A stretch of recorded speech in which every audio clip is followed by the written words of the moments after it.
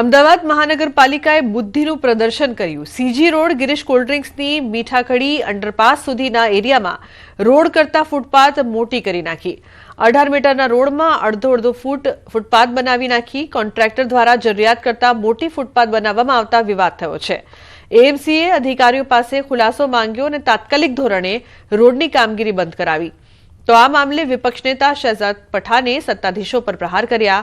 काम करनार एजेंसी ने ब्लेकलिस्ट करवानी मांग करी तो एएमसी ની સ્ટેન્ડિંગ કમિટીના ચેરમેન દેવાંગ દાણીએ કમિશનરને તપાસ કરવા આદેશ આપ્યા છે।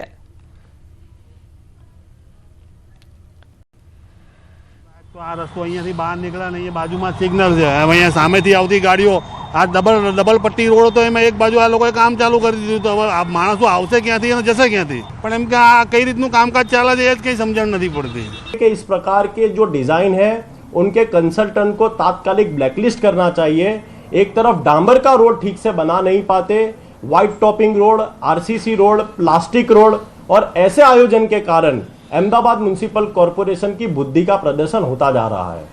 आ जे रोड છે એઆરસી ટેન્ડર હતું, આખા અમદાવાદમાં અલગ અલગ ઝોનની અંદર પ્રોજેક્ટ દ્વારા આપણે વાત કરીએ કે રોડના જે ફૂટપાથ છે ડેવલપ કરવા માટેનું એના એક ભાગરૂપે ગિરીશ કોલ્ડ્રિંક્સથી મીઠાખરી 6 રસ્તાનો ભાગ હતો, એક પેજ એ તૈયાર કરવામાં આવ્યો છે।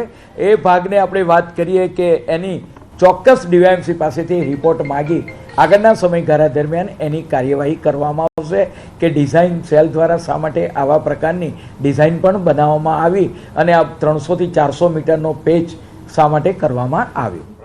અમદાવાદ નગરપાલિકા ફરી વખત વિવાદમાં આવી છે। ફરી વખત એએમસીએ પોતાની બુદ્ધિનું દેવાળું છે તે અહીં ફૂંકી રહ્યું છે।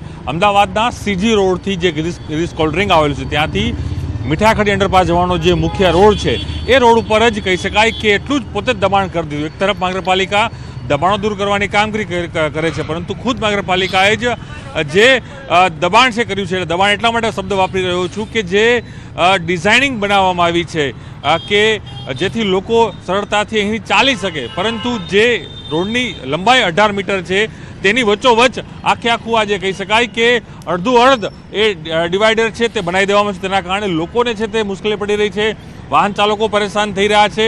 એક તરફ 18 મીટરનો રોડ છે એ રોડની અડધો અડધ જે આખું જે કહી શકાય કે જે વ્યવસ્થા ઊભી કરવામાં આવી છે જે લોકોને વોકિંગ કરી શકે, ગાડી પાર્ક કરી શકે, પરંતુ અડધો રોડ છે તે આમાં આખી ડિઝાઇનમાં દબાઈ ગયો છે। એટલે કદાચ એ અધિકારીઓ જોઈ નહીં રહ્યા હોય કે શું કામગીરી થઈ રહી છે, કઈ રીતે આ ડેવલપિંગ થઈ રહ્યું છે। માત્ર ખાલી કોન્ટ્રાક્ટ આપી અને એજન્સીઓને કામ આપીને માત્ર સંતોષ બનાવતા હોય તે પ્રકારના દ્રશ્યો આજે અહીં જોવા મળે છે। અને ટ્રાફિક પણ કેટલું બધું થઈ રહ્યું છે અને ખુદ એએમસીના સ્ટેન્ડિંગ કમિટીના ચેરમેન દેવાંગ દાણીએ આખું કામ રોકાવીને ખુલાસો માંગ્યો છે કે આ ભૂલ કોના કારણે થઈ છે, એજન્સીની જવાબદારી શું હતી અને અધિકારીઓ કેમ અહીં રાઉન્ડ છે તે નથી મારી રહ્યા।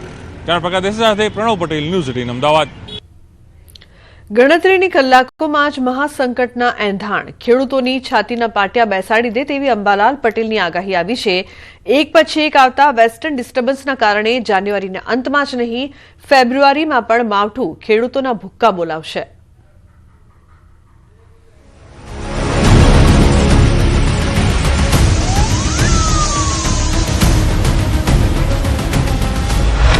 ભર શિયાળે ભાદરવા જેવો વરસાદ આવશે। ભર શિયાળે જાણે ભાદરવાનો વરસાદ આવ્યો હોય તેવું જણાશે।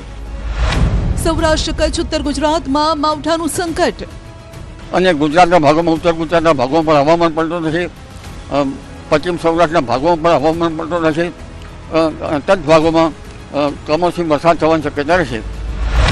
માવઠા પહેલા મિની વાવાઝોડું આવશે।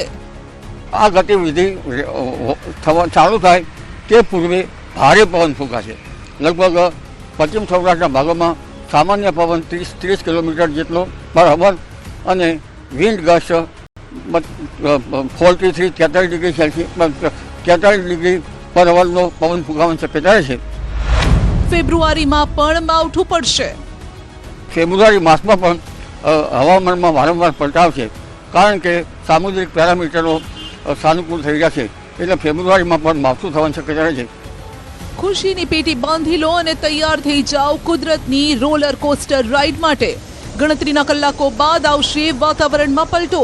એક પછી એક વેસ્ટર્ન ડિસ્ટર્બન્સ આવી રહ્યા છે, જેથી ગુજરાતના માથે માવઠાનું સંકટ તોડાઈ રહ્યું છે। અંબાલાલની આગાહી મુજબ બંગાળના ઉપસાગરનો ભેજ અને અરબ સાગરનો ભેજ વેસ્ટર્ન ડિસ્ટર્બન્સમાં સામેલ થવાની સંભાવના છે, જેના કારણે ભર શિયાળે ભાદરવા જેવો વરસાદ આવશે. પશ્ચિમ સૌરાષ્ટ્ર, કચ્છ, ઉત્તર ગુજરાતથી લઈ દક્ષિણ ગુજરાત સુધી કમોસમી વરસાદ પડશે. આ વેસ્ટર્ન ડિસ્ટર્બન્સના કારણે ભારે વરસાદ થવાનું ઉત્તર ભારતની થઈ રાજસ્થાન સુધીમાં રહેશે. કોઈ ભાગમાં 50 મિલીમીટર તો કોઈ ભાગમાં 100 મિલીમીટર જેવો વરસાદ થશે. ભર શિયાળે જાણે ભાદરવાનો વરસાદ આવ્યો હોય તેવું જણાશે. અને ગુજરાતના ભાગોમાં, ઉત્તર ગુજરાતના ભાગોમાં પણ હવામાન પડતો થશે. પશ્ચિમ સૌરાષ્ટ્રના ભાગોમાં પણ હવામાન પડતો થશે. તદ ભાગોમાં કમોસમી વરસાદ થવાની શક્યતા રહેશે. કમોસમી વરસાદ લગભગ ઉત્તર ગુજરાતના ભાગો, બનાસકાંઠાના ભાગો, સાબરકાંઠાના ભાગો અને કંઈક પંચમહાલના ભાગમાં રહેવાની શક્યતા રહેશે. તેની અસર છે અમદાવાદ, ગાંધીનગર સુધીમાં થવાની શક્યતા રહેશે.